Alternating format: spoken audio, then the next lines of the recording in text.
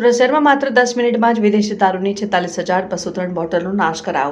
સુરત શહેરના ઝોન 4 વિસ્તારમાં આવેલા પોલીસ સ્ટેશનમાં જપ્ત કરાયેલા દારૂનો નાશ કરવામાં આવ્યો છે. પોલીસના ઉચ્ચ અધિકારીઓ અને મામલતદારની હાજરીમાં દારૂનો નાશ કરાયો.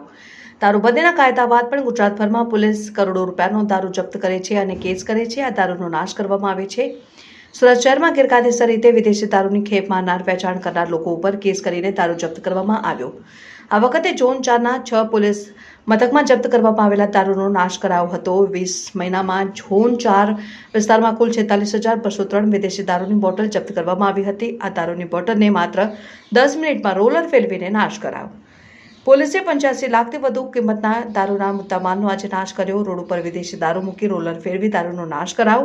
ઝોન 4માં આવનાર 6 પોલીસ મથક પાંડેસરા, ઉમરા, વેસુ, ખટોદરા, અઠવા અને અલથાણમાં જપ્ત કરેલ દારૂની બોટલનો આજે નાશ કરાયો.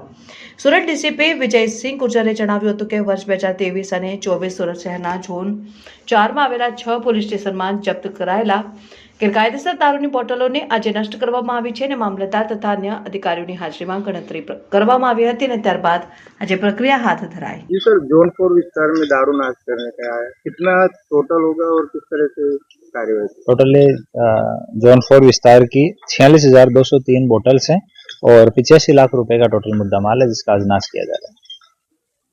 कौन से पुलिस स्टेशन विस्तार में? ये अठवा, उमरा, वेसू, अल्थान, खटोदरा और पांडेसरा 6 पुलिस स्टेशन का है. तो इनका जो प्रोसीजर होता है वो पूरा करके और बाद में आज अभी प्रांत साहब हैं, मामलतदार श्री हैं, सारे पीआई जेसीपीज हैं, इनकी हाजिरी में अभी काउंटिंग चल रही है. इसके बाद में मुद्दा माल का नाश कर दिया जाएगा.